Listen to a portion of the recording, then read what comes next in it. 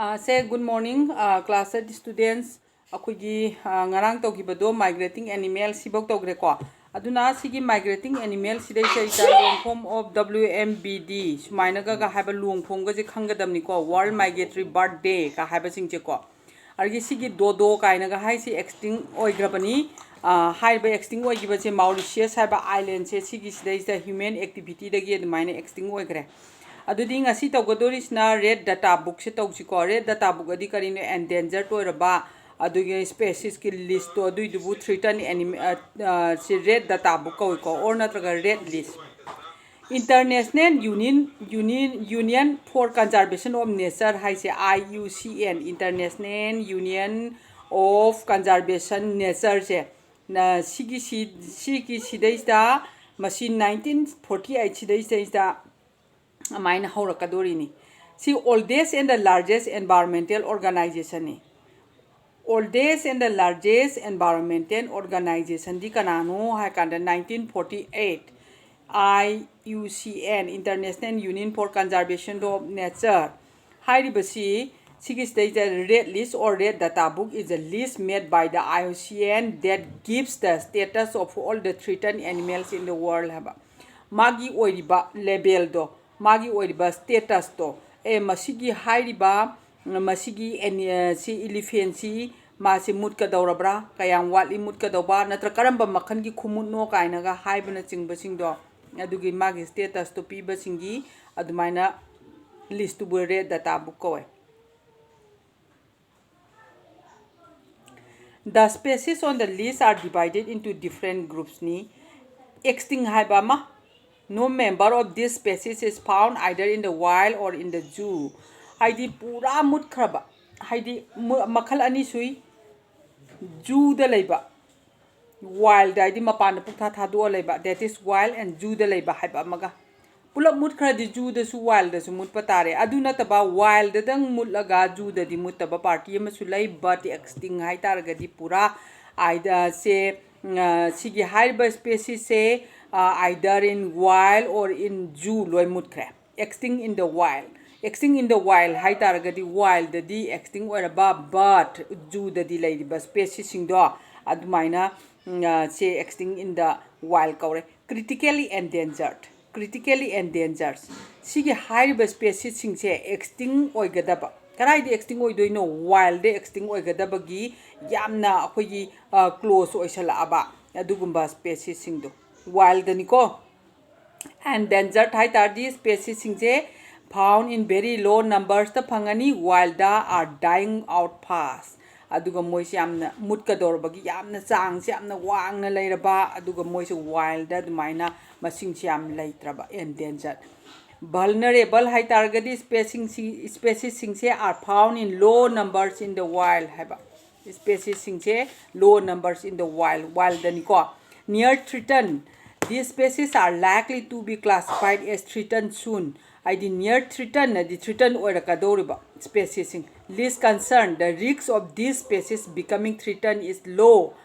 The groups critically endangered, and the vulnerable are grouped into the threatened group. More than 250 species in India are threatened. According to the IUCN Red List of 2014 habako sidai the picture ga mayam si para kan the picture si yeng basu tanggadabni ko then some critically endangered animals in India di yengo the great Indian bustard is one of the heaviest flying bird in the world. Great Indian bustard haije quite the heaviest flying bird world niko. It is found in Rajasthan da phangba. Bear's pochard is a kind of diving duck.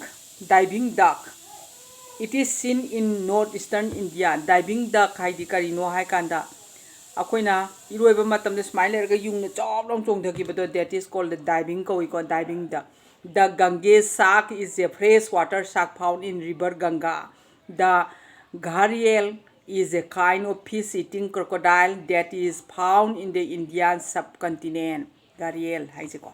Other critically endangered animals include in the Malabar civet, pink-headed duck, Himalayan quail and the guti tarantula. Some other animals that are threatened in India are the Asian elephant, Bengal tiger, clouded leopard, Indian bison, gaur, Nilgiri langur, Nilgiri tar, red panda, snow leopard, Tibetan antipole, and yak. Haribasingse some critically endangered animals in India. Mine oibako. Si phajana amtang pau. Aduga haribasingsi picture singche hujikani chawkhatlabani na phone da yengaga Google dudai ma yengaga picture dudai red pandas ti kamai tok jano pungangang jala snow leopard kas di hekta pungong jala akoi wakhan de snow palabani na ngauram dau mali red palabani na ngangam dau mali adubu yengtho ko wildlife conservation wildlife se kamaina conservation tawgadagi haba sigi sidai sai laigadurisi human activity in forest has to be managed so that interactions between organisms are not affected. Wildlife can be conserved or saved by preserving natural habitat and stopping the threat in wildlife. Haidi phaba khotpa chathokpa mayam ka singche handharerga inthina yokhatlaga save tawrga thamba darkar oi habani ko. Conservation can also be done by protecting species in artificial habitats that resemble their natural habitat. Conservation can also be done kamain to baya gadagi haba matamda natural habitat phangibado adumaina artificial habitat phangalaba adumain to dana conserve to busu yai. For example, sangai harasi siroi lili harasi moise yamna hairiba mafam sing du na taba atopa mafam sing da di adumaina moyi habitat oibagi chang jing ngamdreba adui targadi hairiba moina habitat oiriba jaga du da moina yamna leiba ngambagi condition je kari kari no hana tiba tare aduga koina artificial oina moidu sem saba tare aduga kanba yabra save tawba yabra kahini yengbasu yai ko. Many protected areas have been created under the Wildlife Protection Act. National Park yengasi. National Park are spread over a region that is strictly reserved for wildlife, flora and fauna. Wildlife haibasi da akoini animals khatang loroi animals plant khatang loroi plants and animals punjalaga wildlife singani ko. Kaziranga National Park, Kanha National Park, Bandipur National Park are examples of national parks. The boundaries of a national park are defined. This helps to conserve the habitat with minimal human interference. Forestry, grazing, cultivation, and all other forms of commercial activity are banned in a national park. National park hai targadi ko. Pura high river forestry, grazing, cultivation, all other forms of commercial activities in the law in a maktingaga, Makogi or boundary do adugi, Manung do they do the boundary amadila neither Madugi Manung do they do that. I yet upon out the Tina Moy habitat to Kanjab or Tamaga Lake National Park, High Targadiko. Say Aduna National Park, I see any park, Amada Paktonda Tons and Bayaponteco. Se Jew high target akak na bazaga amada akak na baka amada dumaina thamgodo that is Jew aduga sanctuary ka high target yamna akoina moyi square kilometer adu egadabani ka harga pak chawna thado legadabani sangai hoina lerise sanctuary kawi aduga si iroi sembagi sina Jew ni dana ko. Wildlife sanctuaries makhadlai ko. Wildlife sanctuaries are also reserved for a protection of wildlife. Kasa Desert Wildlife Sanctuary, Korakoram Wildlife Sanctuary, and the Bidan Thangal Bird Sanctuary are examples. Trees cannot be cut down, and agriculture is banned in the sanctuary. Sanctuary manung sidai se uwa kari kara am ta yan thaloi dori ni aduga agriculture ga tawbadi thinge. However, people who have traditionally lived in the sanctuary are permitted to carry out some activities like the collection of firewood, fruits, medicinal plants, and wild honey, and the grazing of animals on a small scale. Adubu sidai da tari basing che sigi sidi hana dagi traditional oina laira abanina hairiba khara singche sidai da firewood, fruit, medicinal plants ka haiba singchi chu yamna minimal oiba amount a small scale da dumaina moise phangan batare ko. Sida mathang dengo akoina sida biosphere reserves ana hairi ko biosphere reserves. Sigi biosphere reserves sida kamaina no biosphere se reserve tawdoi se aims to conserve biodiversity. Biodiversity di kari haigre ngahan. Also to use resources without harming the habitat. The UNESCO launched this concept. Sigi concept se adumai tawdana UNESCO sina adumai mana launch tawgre. Biosphere se kamaina reserve tawgadabagi aim se. Biodiversity na ama lairani. Biodiversity di kaino. Hairiba jaga sidai se ita tariba plants and animals loina makse akoina ningthina tawraga adumaina lehen badubu, that is biodiversity hydro yengo first mamangi khwaidagi han hogi baduda sidai se biodiversity haiba natro sida variety of living things laitro hairiba region duda jaga duda, that is biodiversity kaweba akaknaba jaga du oigadobuni. Biodiversity of say for example Ruda Academy haitadi Ruda Academy dugi manung duda lairiba plants lairiba animals lairiba microorganisms lairiba everything loina makto adui dubu jaga dugi oiba say biodiversity of the Ruda Academy sumaina haiba yare ko maduda flora and the fauna everything loina chandorini aduna flora haiso akaknaba jaga duda phangiba pambi singduni fauna hajo akaknaba jaga duda phangiba animal singdu oirani ko haiba sidaida conserve biodiversity and also to use resources without harming the habitat. Akoina resource ti sijinaba targasu magi habitat tu ti manghandana sijinau haba akoidi sijinari ne haidana hekta tumnaba sijina thokpado aduidu nattaba magi habitat tu di manganda bida magi resource tu di sijinau haiba ko sigje UNESCO se sisna admaina launch tawgiba concept ni biosphere reserve is divided into 3 zone ahumda reserve tawba yai core zone, buffer zone and transition zone. See core zone si no human activity is allowed in this zone. No human activity se amte allowed to oroiba core zone da. Buffer zone di this zone surrounds the core zone. Hairiba sigi this zone je surrounds the core zone ni low level of human activity oigani. Research and ecotourism is allowed in this zone oigani ba research ka ecotourism ga buffer zone sidai sei ko. Transition zone hai targadi surrounds the buffer zone. Sisna buffer zone amuk surround ngasai giduna core zone na a varied range of human activity is permitted in this zone.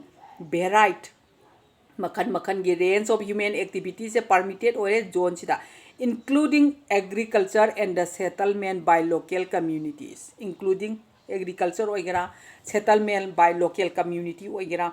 The traditional lifestyle of tribal people is also preserved in biosphere reserves. There are 18 biosphere reserves in India. A few examples are the Nilgiri Biosphere Reserve, Great Nicobar Biosphere Reserve, Sundarbans Biosphere Reserve. Sinachingba singche leire adui tardi sida hangba yaba question se karino UNESCO na launch tawgiba concept for biosphere do karino mathaki je khumbatare aims to conserve biodiversity and to use resources without harming the habitat. Biosphere reserve se divided into 3 zone: core zone, buffer zone and the transition zone. Sigi zone singchigi khara khang tare ko. Then next kari lege haiba matamda zoological park haiba maga botanical garden sumaina khena ba khara legani ko. Zoological park hai taragati haiba animal se environment se is the legadori ni resemble their natural habitat. Magi natural da leiramiba haidi se suppose akoina zoological park amada tiger ama thamge hai tardi tiger du na hana leiramiba habitat to leibham do adugi duga manana adumaina semaga thamba, that is the same resemble their natural habitat ko, that is zoological park. The main aims of zoological park are to conserve the animals in a safe place. Adui di haiba kaknaba jaga du the zoological place oina semaga moisi yokpa targadi moigi animals in the safe oire ko. Study them and educate the public about wildlife. Aduga akoina phajana nainaba amadi akoina wildlife sigi matang dei the public sidai the phajana akoina khanganba ma changi haidi plants and animals yokhat kadawri basi kari marangi no kaina ka ko. The animals are fed regularly and the veterinary doctors treat them when they are unwell. haidi animals ka singche mi dang layang ban na taba sa ka singchu ningthina matam gi matungina masa nungai atra ka yeng bi tar ga su nungai ringai da su magi oi ba su animals to get maina hida kap thok aksin adu maina mi da to bas mai lai gani adu maina tok thok pi ba and then information about each animal is displayed for the public to read hai ba animal sing du gi ne ba khoi gi se example the sangai har sangai ji maram da fa cha nei thoga khoi gi tor ga mayam si dei sa khangan bi ba botanical garden hai tardi botanical garden contains the different habitats where different kinds of plants are grown mafam du dei botanical garden hai targa di makhan yam nagi akoina pambi sing che hauga dori ni different kinds of plants sing che adoi targa di magi makhan yam hau targa di magi leibam do adu su tongan different types of habitat oraga leigani ba ko plants are conserved displayed to the public and also studied here ado ngasai animals ke dumaina plants sing chi ju phajana akoi gi study to biba adagi di akoina mayam da dumaina paw ga se phajana pibiba siroi lili hai tar di sumai to wi ma se sini ka aina ga har mai maram da kana ba phajaba mas ne yam aphawo oi bai maram kari gino ka aina ga hai bina chingba sing che to tare ko then the next last niko sina individual efforts each of us can take steps to ensure that nature is not destroyed. Here are some of them. Each of us can take steps to ensure that nature is not destroyed. Never buy products made from body parts of wild animals, such as skin, fur, bone, shell, hooves, and so on. Never buy. Never buy products. Examples of such products are tiger skin, ivory, and rhinoceros horn. Buying them encourages poaching. Poaching adi kaino aina yadabada sa kari kara phabaduni ko. Plant trees in your neighborhood. Trees provide shelter to local birds and small animals which are also under threat due to our activities.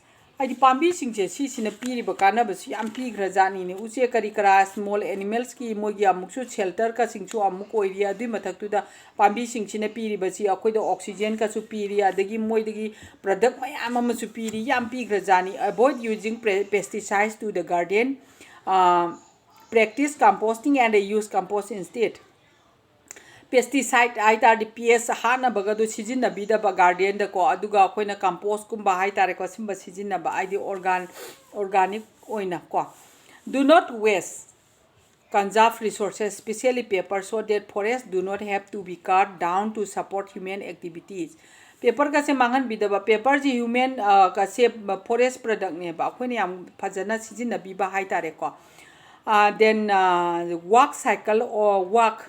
cycle or use public transport to save fuel and reduce global warming.